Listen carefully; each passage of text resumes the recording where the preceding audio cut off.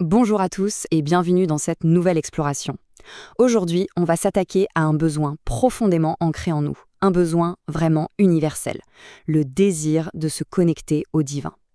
Depuis toujours, littéralement depuis l'aube de l'humanité, l'être humain a cherché à communiquer avec ce qui le dépasse.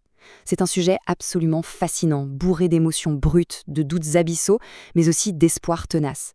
Et c'est exactement ce qu'on va décortiquer ensemble aujourd'hui, en s'appuyant sur des récits historiques particulièrement poignants. Alors, voici la grande question. Pourquoi nos prières semblent-elles parfois totalement ignorées? C'est une interrogation tellement humaine, n'est-ce pas? On a tous, à un moment ou un autre, eu cette impression de crier dans le vide absolu, de faire face à un mur. Eh bien, ce sentiment d'abandon total, sans l'ombre d'une réponse, c'est le point de départ de plein de textes anciens, et tout particulièrement du célèbre psaume 62 qui va nous servir de fondation aujourd'hui. Il capture vraiment à la perfection cette attente, parfois insoutenable, face au silence divin. Allez, on entre dans le vif du sujet. Notre parcours va se diviser en 5 grandes étapes. On va d'abord aborder le silence et l'attente, puis l'amertume transformée en joie. Ensuite, on explorera le murmure du silence divin, suivi de la supplication et de l'espérance. Et pour finir, on verra 7 principes super pratiques à appliquer au quotidien. C'est parti! Première partie, le silence et l'attente, avec un focus sur le psaume 62 et l'attente confiante. Comme on l'a évoqué, ce texte ancien illustre magnifiquement la tension palpable qu'on ressent tous quand on espère une intervention, alors que le monde autour de nous ne renvoie qu'un silence assourdissant. Ce texte lance un appel vraiment fort. Faire confiance et prier en tout temps. On ne parle pas juste d'une petite recommandation en passant, non, c'est une invitation à garder le contact en permanence, même et surtout quand l'attente s'éternise. C'est vrai, le psaume commence par un silence déroutant, mais il se termine par une assurance inébranlable que la réponse va finir par arriver. Et ce cadre va nous être très utile pour comprendre comment de vraies figures historiques ont géré ces périodes de doute intenses. Voyons un peu à quoi ça ressemble dans la vraie vie. Ce qui nous amène à notre deuxième partie, l'amertume transformée en joie, à travers la fameuse histoire d'Anne, une transition émotionnelle vraiment viscérale. Ce qui est sidérant dans cette histoire, c'est le niveau de désespoir absolu dans lequel vit cette femme. Au départ, le récit nous parle de son mari, un homme pieux et très respecté. Mais la vraie héroïne de cette histoire, celle qu'on n'attendait pas, c'est Anne. Elle souffre de stérilité, une situation vécue comme une tragédie à cette époque. Et pour couronner le tout, elle a une rivale sous son propre toit, qui la provoque sans répit, année après année.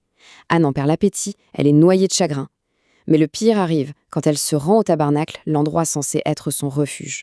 Le grand prêtre Élie la voit remuer les lèvres sans faire de bruit et conclut, complètement à côté de la plaque, qu'elle est tout simplement en train de cuver son vin. Vous imaginez? L'angoisse la plus profonde percute le mépris total.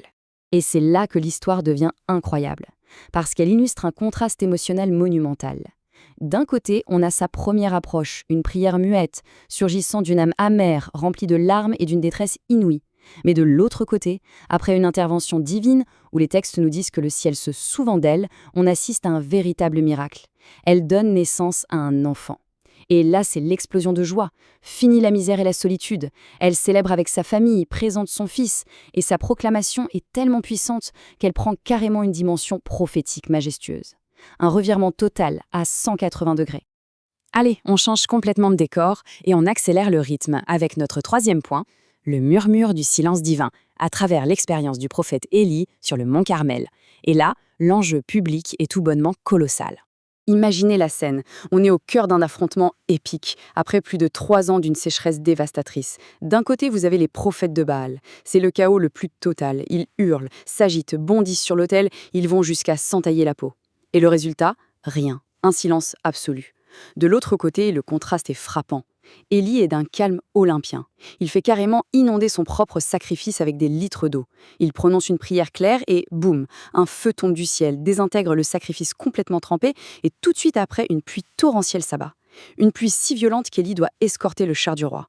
Ce qui est remarquable ici, c'est qu'Élie n'entend aucune grande voix céleste. C'est l'action foudroyante et la pluie qui constituent en elle-même la réponse indéniable. Mais l'histoire prend un tournant psychologique vraiment inattendu. Juste après cette victoire écrasante, la redoutable reine Jézabel menace de l'assassiner publiquement. Et là, c'est la chute libre. Notre héros s'effondre littéralement. Il s'enfuit, terrifié, submergé par l'amertume. Il a l'impression d'être le tout dernier survivant de son camp. Le voilà complètement isolé, recroquevillé au fond d'une caverne sombre. Le grand vainqueur du Carmel n'est plus qu'un homme dominé par la peur. Et c'est justement là dans cette vulnérabilité absolue que se produit l'une des révélations les plus poétiques des textes anciens. Mais attention, pas du tout comme on pourrait s'y attendre, l'intervention ne vient ni dans le fracas du vent, ni dans un tremblement de terre, ni dans les flammes. C'est ici que l'expression hébraïque d'origine est incroyable, Kol Dema Madaka. C'est un murmure, si doux et si léger, qu'il se traduit littéralement par la voix d'un fin silence. C'est fascinant, c'est dans ce paradoxe total, dans cette subtilité presque imperceptible, et non dans le bruit qu'Élie capte cette présence divine, ce qui va finalement l'aider à sortir de sa dépression. Laissons cette caverne silencieuse derrière nous pour aborder notre 4e partie, supplication, espérance et salut. On s'intéresse ici à la ferveur ardente et à l'immense urgence du prophète Daniel. Il y a une dualité linguistique vraiment fascinante au cœur de sa prière. Le texte utilise d'un côté très souvent le mot Adonai, ce qui dépeint un Seigneur infiniment proche, presque intime et personnel. Mais en parallèle, il emploie Elohim, reconnaissant l'immensité de la divinité, un être lointain, grand et redoutable. Cette tension dans les mots met parfaitement en évidence l'énorme fossé entre l'infidélité de son peuple d'une part et la majesté du Créateur d'autre part. Ça explique parfaitement ce besoin criant et urgent de retrouver la proximité perdue. Et on ressent cette urgence vitale à travers son cri. Seigneur, écoute. Seigneur, pardonne. Seigneur, sois attentif.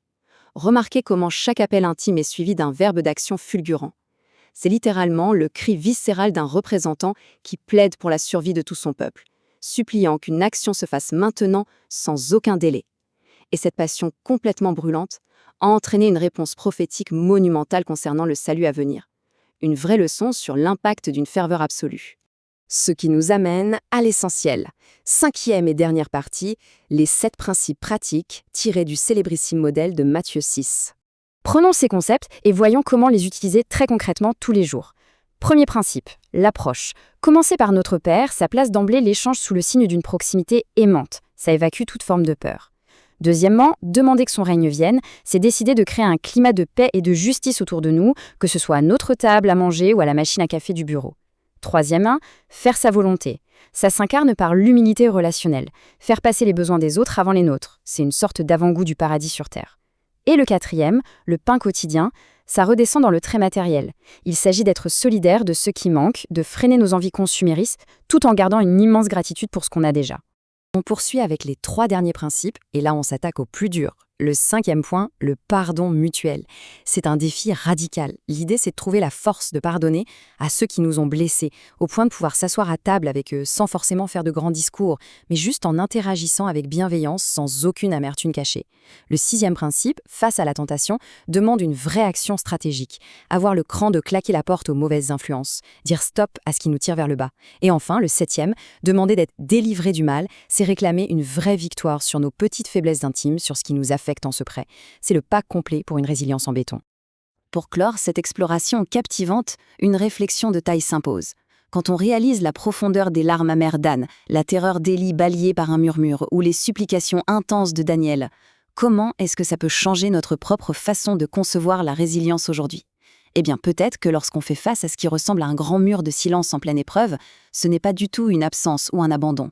C'est peut-être simplement l'espace vide nécessaire, la préparation indispensable pour réussir enfin à entendre une voix beaucoup plus fine et infiniment plus douce. Merci à tous d'avoir suivi cette analyse détaillée. Gardons notre curiosité grande ouverte, continuons à fouiller d'histoire et on se retrouve très vite pour une nouvelle exploration passionnante.